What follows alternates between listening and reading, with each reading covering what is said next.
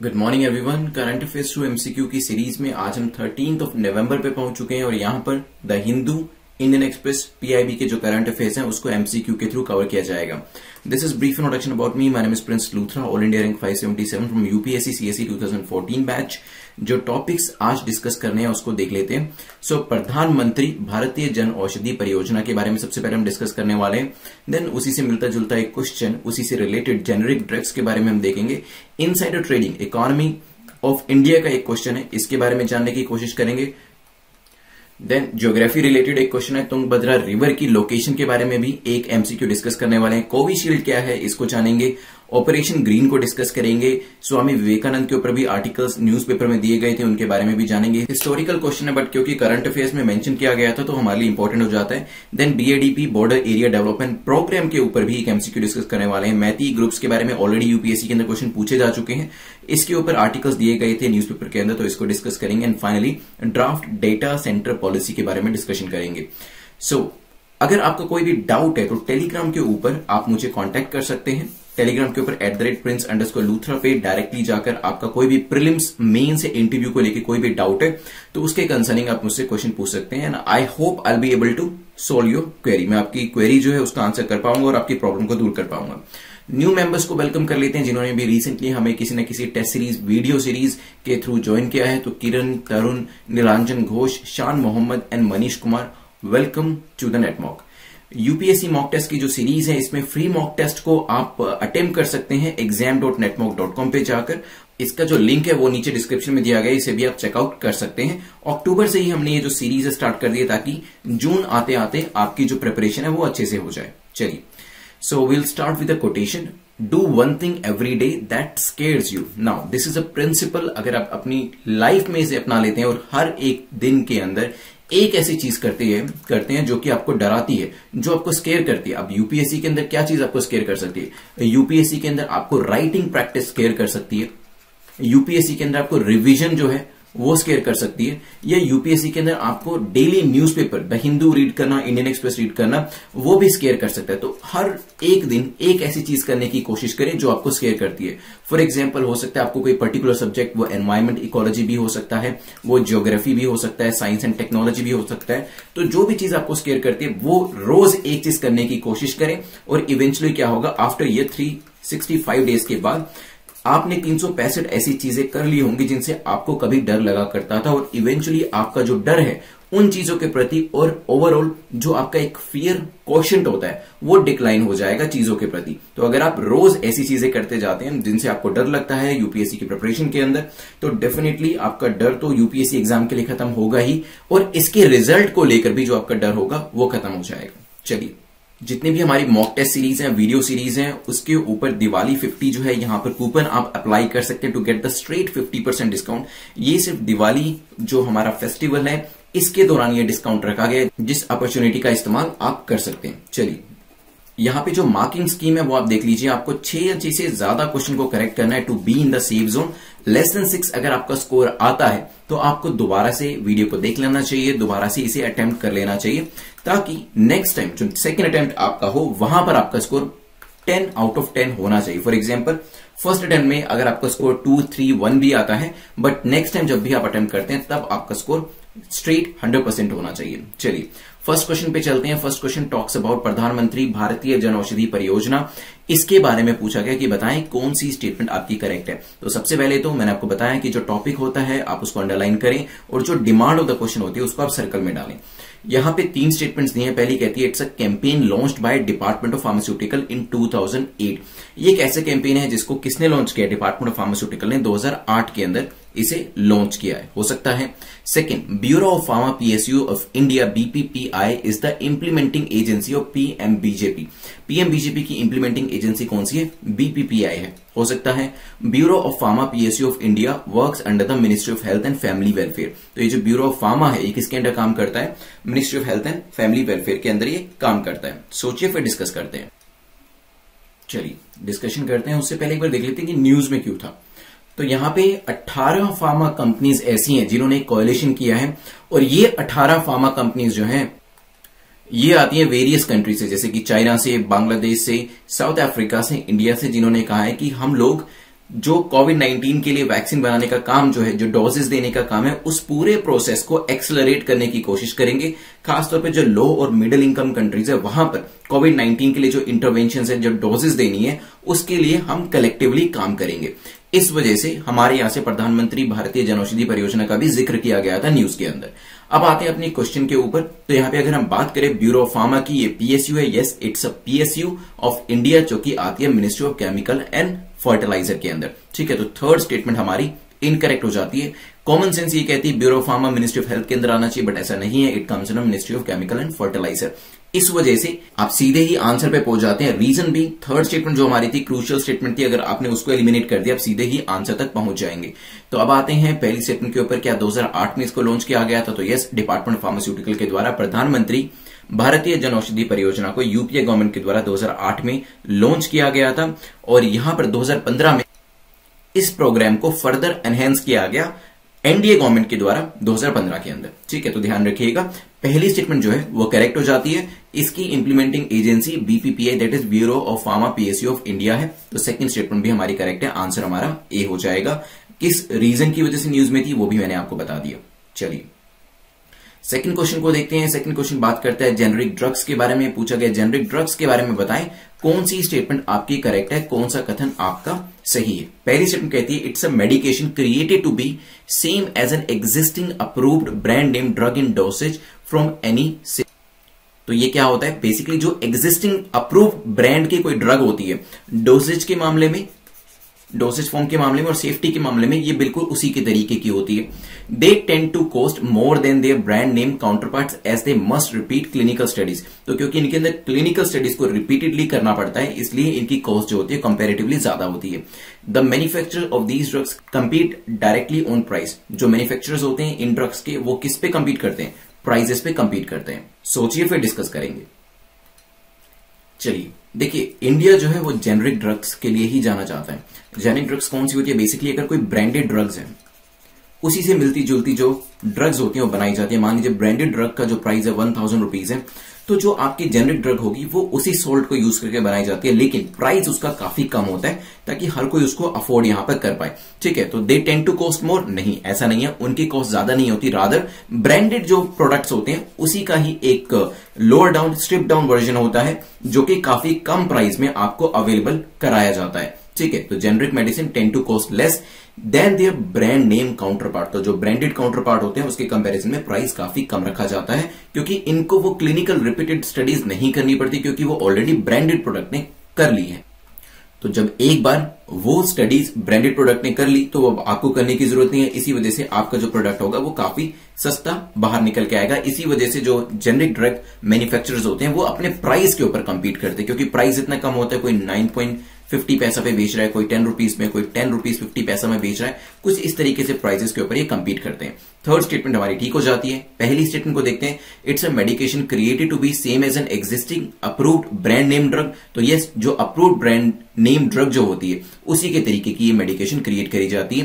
पहली स्टेटमेंट भी हमारी करेक्ट हो जाती है। आंसर हो जाएगा हमारा बी। चलते हैं नेक्स्ट क्वेश्चन के ऊपर, which is question number 3।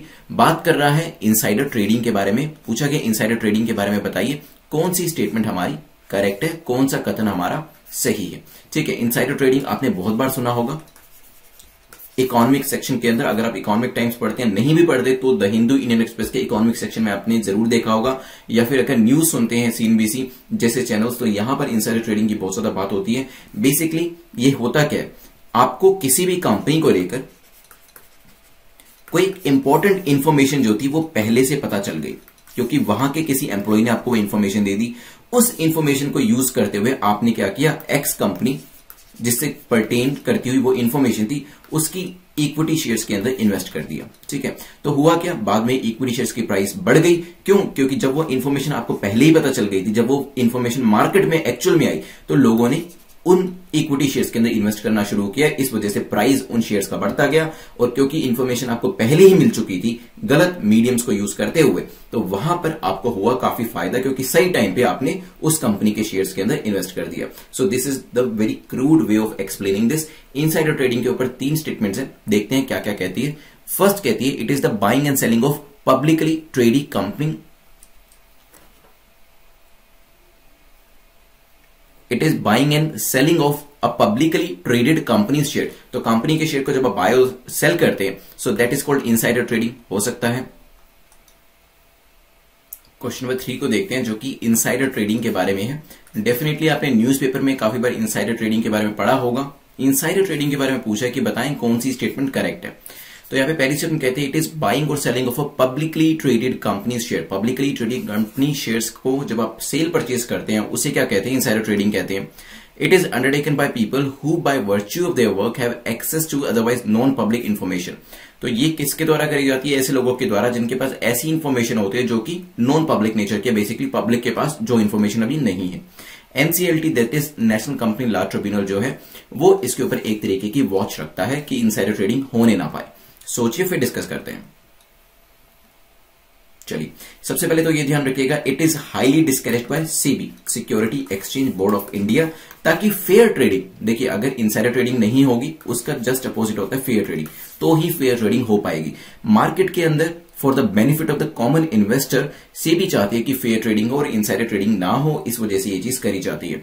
Is it buying और selling of a publicly trading company share, देखिए इसमें सेल परचेज तो होता है कंपनी के शेयर का, but this is not the official definition. सिर्फ जस्ट बिकॉज सेल परचेज हो रहा है उसको आप इनसाइडर ट्रेडिंग नहीं कह सकते जब तक कि उसके अंदर कोई भी इनसाइडर इंफॉर्मेशन, मतलब पब्लिकली अनअवेलेबल इंफॉर्मेशन जो है इन्वॉल्व ना हो। तो अपने आप में जो पहली स्टेटमेंट है वो इनकरेक्ट हो जाती है, लेकिन अगर आप पहली और दूसरी स्टेटमेंट को कंबाइन करके पढ़ते तो ये स्टेटमेंट ठीक होती। मतलब it is undertaken by people who by virtue of their work, ऐसे लोग जिनके पास अपने काम की वजह से, किस तरीके से मैं आपको एग्जांपल देके समझाऊंगा, ऐसी इंफॉर्मेशन होती है जो कि जनरल पब्लिक आपके और मेरे जैसे लोगों के पास नहीं है, लेकिन कुछ लोगों के पास जब ये इंफॉर्मेशन होती है तो ये लोग क्या करते हैं, ये सेल और परचेज ऑफ शेयर्स करते हैं और उससे मुनाफा कमाने की कोशिश करते हैं। चलिए इसको मैं आपको समझाता हूं किस तरीके से होता है। सेकेंड स्टेटमेंट फिलहाल के तौर पर यह मानिएगा ये हमारी करेक्ट है। अब आते हैं क्वेश्चन की कॉन्सेप्ट के ऊपर। देखिए मान लीजिए एक इंडिविजुअल है जो कि काफी हाई प्रोफाइल कंपनी के अंदर एक हाई प्रोफाइल पोस्ट को होल्ड करते हैं। मान लीजिए एबीसी कंपनी के अंदर काफी इंपॉर्टेंट पोस्ट को होल्ड करे हुए, क्योंकि इस पोस्ट को ये होल्ड करता है इस वजह से इसके पास ऐसी इंफॉर्मेशन होगी कंपनी को लेके जो कि काफी इंपॉर्टेंट होगी, ठीक है, जो आपके और मेरे पास नहीं होगी। मान लीजिए एबीसी कंपनी जो है इसका प्रॉफिट जो है 5,000 करोड़ आया इस क्वार्टर का, ठीक है, ये इंफॉर्मेशन ए के पास है और ये जो रिजल्ट डिक्लेयर होने हैं ये होने हैं 2 दिन के बाद, ठीक है। अब ए क्या करता है, क्योंकि ए के पास ये इंफॉर्मेशन, अब ए को पता है कि जब ये रिजल्ट डिक्लेयर होंगे एबीसी कंपनी का शेयर जिसकी आज प्राइस 10 रुपए है वो हो जाएगी 12 रुपए, ठीक है। सो सीधा सीधा 20% का उछाल जो है वो एक्सपेक्ट किया जा रहा है क्योंकि प्रॉफिट बहुत ज्यादा है, ठीक है। तो ए ने क्या किया, ए ने अपने पास रखे हुए 1 करोड़ रुपीस के शेयर्स एबीसी कंपनी के खरीद लिए। मतलब ये जो 10 रुपए का शेयर था 1 करोड़ के ये शेयर खरीद लिए और जब रिजल्ट डिक्लेयर हुआ तो एज पर एक्सपेक्टेशन जो उछाल था, जो प्रॉफिट था वो 20 की जगह 25% हुआ। मतलब शेयर की वैल्यू जो थी पहले जो 10 रुपए हुआ करती थी, ये 5,000 करोड़ का प्रॉफिट जो था वो जो डिक्लेयर किया गया उसके बाद शेयर की वैल्यू हो गई 12.5 रुपए, ठीक है। तो ये जो वैल्यू 25% बढ़ी, उससे क्या हुआ, ए का जो 1 करोड़ था अब वो कितना हो गया 1.25 करोड़। क्या ए ने इसमें कोई मेहनत करी? नहीं, ए ने इसमें कोई मेहनत नहीं करी, कोई एनालिसिस नहीं किया, जस्ट बिकॉज एक इंफॉर्मेशन जो आपकी और मेरे पास नहीं थी ए के पास थी, क्योंकि ए उस कंपनी के अंदर एक इंपॉर्टेंट पोजीशन को होल्ड करे हुए था, इस वजह से ए को ये 25 लाख रुपए का जो मुनाफा है वो यहां पर हुआ। तो ये जो होता है ये कहलाता है इनसाइडर ट्रेडिंग। तो इस वजह से इसको डिस्करेज किया जाता है ताकि कॉमन इन्वेस्टर जो है उनके साथ किसी भी तरीके का अन्याय ना हो। ये आपको मैंने क्रूड वे में समझा दिया। पहली स्टेटमेंट यहां पे गलत हो जाती है, ठीक है। सेकंड स्टेटमेंट पे आते हैं, ये मैंने आपको बता ही दिया कि करेक्ट है। तीसरी स्टेटमेंट की बात करते हैं, एनसीएलटी क्या इस पे वॉच रखती है? नहीं, एनसीएलटी का इससे कोई लेना देना नहीं होता है। सेबी जो होती है वो इसके ऊपर वॉच रखती है। तो आंसर हमारा क्या हो जाएगा, answer will be A will be the correct answer. चलिए अब बात करते हैं who is an insider. Insider कौन होता है? इसके अंदर कंपनीज के डायरेक्टर्स भी हो सकते हैं, हाई लेवल एग्जीक्यूटिव्स भी इनसाइडर हो सकते हैं, क्योंकि उनके पास काफी इंपॉर्टेंट इंफॉर्मेशन रहती है। इसके साथ साथ ऐसे लोग जिनके पास नॉन पब्लिक इंफॉर्मेशन का एक्सेस रहता है वो भी इनसाइडर हो सकते हैं, या फिर जिसके पास कंपनी की 10% इक्विटी है उसको भी इनसाइडर कहा जाता है। ध्यान रखिएगा इस चीज को। तो यहां पे इनसाइडर ट्रेडिंग को रोकने के लिए मैकेनिज्म क्या है, इसके अंदर जो प्रमोटर्स होते हैं, सेबी ने कहा है कि जो प्रमोटर्स होते हैं उनको हम रिस्पॉन्सिबल ठहराएंगे अगर इसमें किसी भी तरीके का वायलेशन होता है। तो ये एक तरीके का डेटरेंट मेजर जो है वो सेबी के द्वारा इस्तेमाल किया जाता है, किसको रोकने के लिए, इनसाइडर ट्रेडिंग को रोकने के लिए। चलिए नेक्स्ट क्वेश्चन पे चलते हैं, जो कि ज्योग्राफी रिलेटेड क्वेश्चन है। तुंगभद्रा रिवर के ऊपर है, पूछा गया तुंगभद्रा रिवर जो है किसकी ट्रिब्यूटरी है? गोदावरी की है, कृष्णा की है, महानदी की है या नर्मदा की है? तुंगभद्रा जो था अभी न्यूज में थी, क्यों थी वो भी मैं आपको बताने वाला हूं, बट पहले सोचिए इसके बारे में, फिर डिस्कस करेंगे। चलिए होता क्या है बेसिकली, अभी रिसेंटली न्यूज में था तुंगभद्रा पुष्करम, ये एक फेस्टिवल है। तुंगभद्रा पुष्करम एक फेस्टिवल है जो कि तुंगभद्रा रिवर के ऊपर सेलिब्रेट किया जाता है। 12 साल में एक बार ये फेस्टिवल जो होता है वो आता है और 12 दिन के लिए इसे सेलिब्रेट किया जाता है। तो 12 साल में आने वाला एक फेस्टिवल जो है, काफी सालों के बाद अब आया, 12वां साल यहां पे पड़ रहा है और अभी इसे सेलिब्रेट करने की बात करी जा रही है, क्योंकि एक यहां पे डायलेमा सा चल रहा है कि क्या कोविड-19 के दौरान जब हम सोशल डिस्टेंसिंग को मेंटेन करने की कोशिश करें, क्या तुंगभद्रा जो पुष्करम है उसको सेलिब्रेट करना चाहिए या नहीं करना चाहिए। ठीक है, वैसे इसे नवंबर 20 से दिसंबर 1 तक शेड्यूल किया गया। लेट्स सी आगे इसके बारे में क्या और नई जानकारी आती है। फिलहाल के लिए जो टाइमिंग है वो उसका शेड्यूल की टाइमिंग 20 नवंबर से स्टार्ट हो जाएगी और 12 दिन के लिए इसे सेलिब्रेट किया जाएगा। तो यहां पे पूछा गया तुंगभद्रा रिवर किसकी ट्रिब्यूटरी है, तो आंसर हमारा है कृष्णा रिवर की ट्रिब्यूटरी है। B is the correct answer. Location देख लीजिए इसकी, दिस इज तुंगभद्रा, किसको ट्रिब्यूटरी है? कृष्णा की। पानी इसका कहां जा रहा है? कृष्णा रिवर के अंदर। मेजर ट्रिब्यूटरीज कृष्णा की बात करें तो इसमें तुंगभद्रा भी है, भीम भी है, कोयना, वरना, पंचगंगा, घाट प्रभा, माल प्रभा, दूध गंगा एंड मूसी रिवर है। इसके ऊपर कोई एक्रोनियम या निमोनिक्स अगर आप बना पाए तो वो कमेंट सेक्शन में जरूर बना के बाकी सबके साथ शेयर करिएगा। बेस्ट निमोनिक्स जिसका होगा इस पूरे रिवर्स की ट्रिब्यूटरीज को याद करने के लिए, उसको पीडीएफ का प्राइस मिलेगा। चलिए 5th क्वेश्चन पे चलते हैं, जो कि कोविशील्ड के बारे में पूछा गया। कोविशील्ड जो आपका टॉपिक है उसके बारे में बताएं कौन सी स्टेटमेंट करेक्ट है। ठीक है, पहली स्टेटमेंट कहती है it is the name given to a face shield developed by IIT Kanpur. IIT Kanpur के द्वारा एक फेस शील्ड जो है उसको डेवलप किया गया, उसको ये नाम दिया गया Covishield. It had triggered an immune response in humans against the novel coronavirus in early trials. इसने क्या किया था, ये पर्टिकुलर जो कोविशील्ड है इसने एक इम्यून रिस्पॉन्स जो था वो लोगों के अंदर ड्यूरिंग द ट्रायल्स एक इम्यूनोलॉजिकल रिस्पॉन्स जो था वो जनरेट किया था, वो ट्रिगर किया था कोरोना वायरस के अगेंस्ट में, हो सकता है। It is already being tested in UK, south Africa and Brazil. UK, south Africa और ब्राजील में इसको ऑलरेडी टेस्ट किया जा चुका है। सोचिए फिर डिस्कस करते हैं। चलिए देखिए, पहली और दूसरी स्टेटमेंट अगर आप देखें आपको समझ में आ जाएगा। पहली स्टेटमेंट जो है वो फेस शील्ड की, फेस मास्क जैसी कोई चीज की बात कर रही है, लेकिन सेकंड स्टेटमेंट के अंदर इम्यून रिस्पॉन्स की बात हो रही है, मतलब किसी न किसी तरीके की वैक्सीन की बात हो रही है। तो दोनों स्टेटमेंट आपस में कॉन्ट्राडिक्टरी है, और अगर आप इस चीज और या फिर इसी तरीके की स्टेटमेंट्स को एग्जाम के अंदर भी पकड़ लेते हैं तो आपको एलिमिनेट करना आसान हो जाएगा। मतलब या तो आंसर के अंदर 1 होगा या 2 होगा, दोनों नहीं हो सकते हैं। तो वैसे ए को आप यहां से एलिमिनेट कर सकते हैं सिंपली क्वेश्चन को रीड करके, जब आपको कुछ पता ही नहीं है उसके बावजूद भी। अब आते हैं अपने क्वेश्चन के ऊपर वापस। ठीक है, यहां पे मैं आपको बताऊं, 5 सेकंड लीजिए सोचने के लिए, फिर इसको हम डिस्कस करेंगे कि ये न्यूज में क्यों था और ये इसका आंसर होने क्या वाला है। चलिए, the serum institute of India SII और साथ में इसके साथ है SII के साथ ICMR, इन्होंने थर्सडे को अनाउंस किया है कि फेज 3 एनरोलमेंट कंप्लीट हो चुके हैं कोविशील्ड के क्लिनिकल ट्रायल्स के। तो कोविशील्ड जो है इसके क्लिनिकल ट्रायल्स चल रहे हैं, उसका फेज 3 का एनरोलमेंट जो है वो पूरा हो चुका है। ठीक है, ये है क्या basically, it is the name given to an Oxford AstraZeneca कोविड-19 vaccine candidate which is technically refer to as AZD। तो एक तरीके की कोविड-19 की वैक्सीन है जिसको ये नाम दिया गया है। इसके जो ट्रायल्स हैं वो already UK, south Africa and Brazil के अंदर हो चुके हैं, और इसके अगर जब ट्रायल्स चल रहे थे तो कुछ ऐसा पॉजिटिव रिस्पांस देखा गया था कि जब भी ह्यूमन ट्रायल्स करे गए, ह्यूमंस के अंदर ऐसा पाया गया कि एक इम्यूनोलॉजिकल रिस्पांस जो था कोरोना वायरस के प्रति यहां पर देखा गया था। इसी वजह से ट्रायल्स जो है कंटिन्यू किए गए हैं और अलग अलग देशों के अंदर इसको लेकर ट्रायल्स किए जा रहे हैं। तो सेकंड और थर्ड स्टेटमेंट जो है हमारी करेक्ट है, आंसर हमारा हो जाएगा जी, ध्यान रखिएगा। चलते हैं नेक्स्ट क्वेश्चन के ऊपर। उससे पहले प्रीलिम्स प्लस मेंस का जो हमारा गाइडेंस प्रोग्राम है इसको आप सब्सक्राइब कर सकते हैं। अभी आपका दिवाली 50 करके जो 50% डिस्काउंट चल रहा है ये आपको काफी हेल्प करने वाला है, बिकॉज अब आपको 50% के अंदर ही ये सारी सीरीज जो है आर्ट एंड कल्चर की वीडियो सीरीज, इंडियन पॉलिटी की वीडियो सीरीज, स्पेक्ट्रम की वीडियो सीरीज, स्पेक्ट्रम की एनिमेशन सीरीज, मेंस और प्रीलिम्स की टेस्ट सीरीज और साथ में ही इंटरव्यू गाइडेंस तक सारी चीजें आपको मिलने वाली है थ्रू आउट द ईयर। आपको prelims plus mains plus interview जो गाइडेंस है वो आपको प्रोवाइड कराई जाएगी।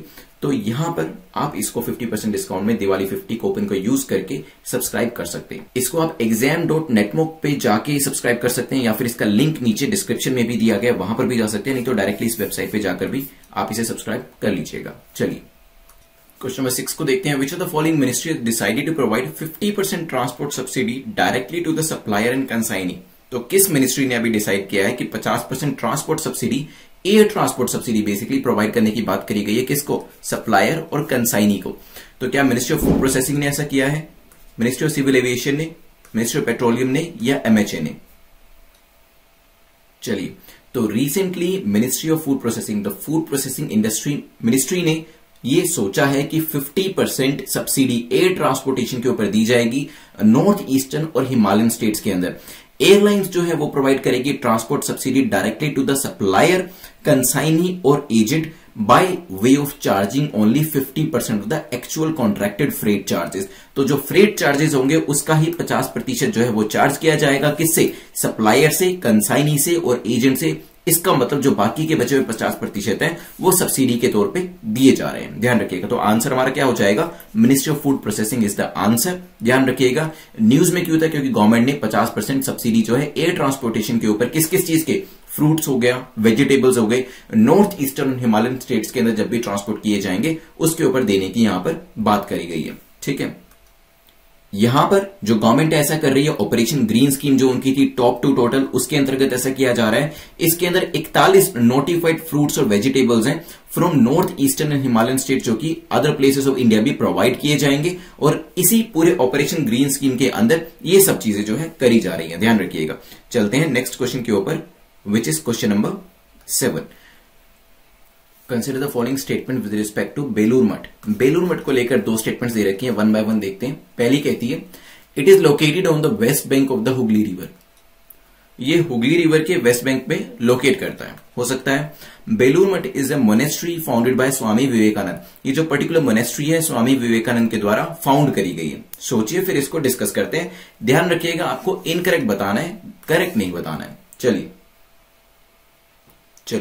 तो recently prime minister Narendra Modi ने एक life size statue of Swami Vivekananda जो है वो जेएनयू, जवाहरलाल नेहरू यूनिवर्सिटी के कैंपस के अंदर अनवील किया है। इस वजह से विवेकानंद भी न्यूज में थे और उनका बेलूर मठ जो था वो भी न्यूज में था। चलिए, बेलूर मठ के बारे में पहली स्टेटमेंट देखते हैं। लोकेशन की बात करें तो हुगली रिवर के वेस्ट बैंक पे लोकेट करता है। पहली स्टेटमेंट आपकी ठीक हो जाती है। बेलूर मठ की बात करें तो यस, इट्स ए मोनेस्ट्री जिसको स्वामी विवेकानंद जी के द्वारा फाउंड किया गया था। कब? 1897 के अंदर। ह्यूमैनिटेरियन ऑर्गेनाइजेशन है जो कि मेडिकल, रिलीफ, एजुकेशनल प्रोग्राम्स जो है वो चलाती रहती हैं। और स्वामी विवेकानंद के बेलूर मठ के लेकर मैंने पहले भी आपको एक एग्जांपल जो था पुराने वीडियोस के अंदर दिया था, वो प्लीज देख लीजिएगा। वहां पे इनके काम के बारे में मैंने आपको अच्छे से बताया था। यहां पे दोनों स्टेटमेंट्स हमारी करेक्ट है। पूछा था इनकरेक्ट कौन सी है, तो आंसर हो जाएगा D, none of the above. चलिए नेक्स्ट क्वेश्चन को देखते हैं। क्वेश्चन नंबर 8 जो कि BADP के बारे में है। पूछा गया बॉर्डर एरिया डेवलपमेंट प्रोग्राम के बारे में बताएं कौन सी स्टेटमेंट आपकी करेक्ट है, कौन सा कथन आपका सही है। तो यहां पे बेसिकली न्यूज में क्यों थी वो भी मैं आपको बताने वाला हूं, क्योंकि union home minister Amit Shah ने कहा है all the villages across the border will be provided all basic amenities. जितने भी हमारे गांव ऐसे हैं जो कि बॉर्डर एरियाज में फॉल करते हैं, उनको सभी तरीके की अमेनिटीज जो है वो प्रोवाइड करी जाएगी, ताकि किसी भी तरीके का माइग्रेशन जो होता है उसको चेक किया जा सके। ठीक है, अब आते हैं क्वेश्चन के ऊपर वापस। क्या ये पर्टिकुलर BADP जो ये बॉर्डर एरिया डेवलपमेंट प्रोग्राम है, इसको 1986-87 के अंदर लॉन्च किया गया था? May be it's a central sector scheme. ये एक सेंट्रल सेक्टर स्कीम है, ये भी हो सकता है। The main objective of BADP is to meet the special development needs. तो स्पेशल डेवलपमेंटल नीड्स को मीट करना ही BADP का मुख्य ऑब्जेक्टिव है। सोचिए, फिर इसको डिस्कस करेंगे। चलिए, सबसे पहले तो देखिए डेवलपमेंटल नीड के बारे में ही बात करी जा रही है कि जो बेसिक अमेनिटीज है, जो बॉर्डर एरिया के आसपास के जो गांव हैं उनको प्रोवाइड करी जाएगी। तो यहीं से ऑब्जेक्टिव इसका समझ में आ जाता है। स्पेशल डेवलपमेंट नीड्स जो है वो यहां पे मीट करने की बात करी जाती है और 1986-87 में इसको लॉन्च किया गया था। लेकिन ये कोई सेंट्रल सेक्टर स्कीम नहीं है, सेंट्रली स्पॉन्सर्ड स्कीम है, क्योंकि फंड्स जो इसके अंदर होते हैं वो स्टेट्स को प्रोवाइड करे जाते हैं। नॉन लैप्सेबल नेचर के स्पेशल सेंट्रल असिस्टेंस जो होते हैं वो प्रोवाइड करी जाती है, ताकि इंफ्रास्ट्रक्चर दिया जा सके, लाइवलीहुड दी जा सके, एजुकेशन, हेल्थ और एग्रीकल्चर के अंदर भी हेल्प करी जा सके। ऐसे प्रोजेक्ट्स स्टार्ट किए जाते हैं। मैंने सेंट्रल सेक्टर, सेंट्रल स्पॉन्सर्ड भी आपको बताया है, सेंट्रल सेक्टर में सेक्टर का सेक्टर पूरा का पूरा सेंटर का होता है, तो वहां पे 100% कॉन्ट्रीब्यूशन भी सेंटर का होता है। सेंट्रली स्पॉन्सर्ड के अंदर सेंट्रली स्पॉन्सर्ड सेंटर का भी शेयर होता है, स्टेट्स का भी शेयर होता है, ठीक है। तो यहां पे सेकंड स्टेटमेंट आपकी इनकरेक्ट हो जाती है, आंसर हमारा हो जाएगा बी। चलिए नेक्स्ट क्वेश्चन पे चलते हैं, विच इज क्वेश्चन नंबर 9, जो कि मैती ग्रुप जो था अभी न्यूज में था, आपको बताना है कहां के नेटिव है, असम के हैं, उड़ीसा, मणिपुर या फिर झारखंड। सोचिए फिर डिस्कस करते हैं। चलिए, तो रिसेंटली नागा और मैती ग्रुप्स ने ये एम्फसाइज किया है कि म्यूचुअल को एग्जिस्टेंस दोनों ही ग्रुप्स की काफी जरूरी है, दोनों ही नेबर्स हैं और दोनों को पीसफुल तरीके से एक दूसरे के साथ नॉर्थ ईस्ट रीजन के अंदर रहना चाहिए। जो मैती ग्रुप्स हैं वो नेटिव कहां के हैं, मणिपुर के हैं, ध्यान रखिएगा। और ये इंपॉर्टेंट स्टेटमेंट जो है एक म्यूचुअल स्टेटमेंट को एग्जिस्ट करने की पीसफुली दोनों ही ग्रुप्स के द्वारा करी गई है, इस वजह से इंपॉर्टेंट हो जाते हैं। Nagas are hill people who are estimated, उनका एस्टिमेट नंबर कितना है, अराउंड 2.5 मिलियन के आसपास है, and they live in the remote and mountainous region के अंदर, ठीक है। तो ध्यान रखिएगा इस चीज के बारे में भी। तो नागाज और मैतीज के द्वारा ये जो स्टेटमेंट है वो दी गई है। चलते हैं नेक्स्ट क्वेश्चन के ऊपर, which is question number 10, last question आज का है। लास्ट क्वेश्चन बात करता है ड्राफ्ट डेटा सेंटर पॉलिसी के बारे में पूछा गया। Draft data centre policy has been released by, किसके द्वारा ये रिलीज करी गई है, नीति आयोग के द्वारा, ministry of electronics and information technology के द्वारा, मिनिस्ट्री ऑफ होम अफेयर्स के द्वारा, या फिर नन ऑफ द अबव। सोचिए फिर डिस्कस करेंगे। चलिए, तो हमारी कंट्री के अंदर डेटा सेंटर्स बनाने को जो पूरा प्रोसेस है उसको सिंप्लीफाई करने के लिए ड्राफ्ट डेटा सेंटर पॉलिसी जो है वो MeitY, that is ministry of electronics and information technology के द्वारा लाई गई है। आंसर क्या हो जाएगा, B will be the answer. तो यहां पे बी हमारा करेक्ट आंसर है। क्यों पॉलिसी लाई गई है, सिंपल सा रीजन है, वो भी मैंने आपको बता दिया। 10 क्वेश्चन हमारे यहां पे कंप्लीट होते हैं। अब हम यहां पर करने वाले हैं डिस्कशन, क्विक रिविजन बहुत जल्दी। और ये जो रिवीजन है इससे आपको 30% मोर रिटेंशन जो है वो मिलने वाली है, तो ये 2 मिनट के रिवीजन को मिस मत करिएगा। शुरुआत हमारी हुई थी प्रधानमंत्री भारतीय जनऔषधि परियोजना 2008 में लॉन्च किया गया था, बीपीपीआई से इंप्लीमेंट करती है, ध्यान रखिएगा। बेसिकली इट्स अ पीएसयू और किसके अंडर में आती है, ministry of chemical and fertiliser के अंदर। चलिए नेक्स्ट क्वेश्चन, क्वेश्चन नंबर 2 में हमने क्या डिस्कस किया था, जेनरिक ड्रग्स के बारे में। Compare to other branded drugs इसमें क्लिनिकल ट्रायल्स नहीं होते हैं, तो ये काफी सस्ती होती है और प्राइस के ऊपर ही यहां पर वेरियस कंपनीज कंपीट करती हैं। देन इनसाइडर ट्रेडिंग में देखा था मैंने आपको यहां पे एग्जांपल, एक का एग्जांपल देके बताया था कि उसके पास कोई इन्फॉर्मेशन है, उसके बेसिस पे अगर वो शेयर परचेज करके मुनाफा कमाता है, so that is called the insider trading, और सेबी इसको कर्टेल करने की कोशिश करता रहता है। अभी अमेजोन और जो फ्यूचर रिटेल है उसको लेकर इनसाइडर ट्रेडिंग न्यूज में थी। Then we discussed about Tungabhadra river. तो तुंगभद्रा रिवर के बारे में हमने फेस्टिवल के बारे में देखा था, जो कि 12 साल में एक बार आता है और 12 दिन के लिए सेलिब्रेट किया जाता है। कोविड के टाइम पे नवंबर 20 से दिसंबर 1 तक इसको शेड्यूल किया गया। लेट्स सी इसे सेलिब्रेट किया जाता है या फिर कोविड-19 की वजह से छोड़ दिया जाता है। नेक्स्ट हमने देखा था कोविशील्ड के बारे में। तो बेसिकली यहां पर जो वैक्सीन है उसके बारे में डिस्कशन करी गई थी, ट्रायल्स ऑलरेडी चल रहे हैं और यहां पर 3rd फेज के लिए एनरोलमेंट हो गया है, इस वजह से न्यूज में थी। देन हमने क्वेश्चन नंबर 6 में देखा था कौन सी मिनिस्ट्रीज को लेके आई है 50% ट्रांसपोर्ट सब्सिडी के लिए। जो मिनिस्ट्री इन्वॉल्व थी वो थी मिनिस्ट्री ऑफ फूड प्रोसेसिंग। देन इसके बाद डिस्कशन हमारा हुआ था बेलूर मठ को लेकर। तो यहां पे लोकेशन हुगली रिवर पे देखी थी हमने और इसे स्वामी विवेकानंद के द्वारा फाउंड किया गया था। देन क्वेश्चन नंबर 8 में हमने देखा था बॉर्डर एरिया डेवलपमेंट प्रोग्राम को लेके 1986-87 में लॉन्च किया गया था। सेंट्रली स्पॉन्सर्ड स्कीम है और अभी यहां पे union home minister Amit Shah ने कहा है कि जो बॉर्डर एरिया, बॉर्डर रीजन के जो विलेजेस हैं उनको सारी बेसिक अमेनिटीज जो है वो प्रोवाइड कराई जाएंगी।